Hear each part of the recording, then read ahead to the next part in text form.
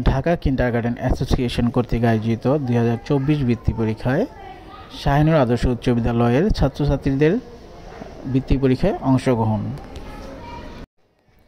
30 November 2024 সারা দেশব্যাপী Dhaka kindergarten association 21টি কেন্দ্রে বৃত্তি পরীক্ষা পরিচালনা করেন।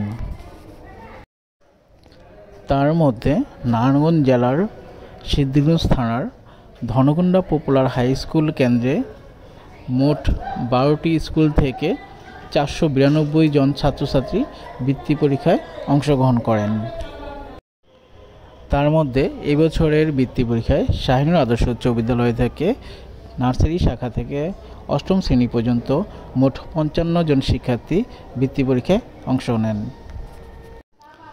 কেন্দ্রের 201 নম্বর হলরুমে শাহীনুর আদর্শ উচ্চ বিদ্যালয়ের শিক্ষার্থীদের বৃত্তির সিট পড়ে এবং খুব সুন্দর এবং মনোরম পরিবেশে শিক্ষার্থীরা বৃত্তি পরীক্ষা সম্পন্ন করেন এবং পরীক্ষা শেষে প্রত্যেক শিক্ষার্থী তাদের হলরুমের পরিবেশ এবং বৃত্তি পরীক্ষার পরিবেশ নিয়ে সন্তোষ প্রকাশ করেন এবং এবারে আয়োজন নিয়ে অভিভাবকরাও সন্তোষ প্রকাশ করেন।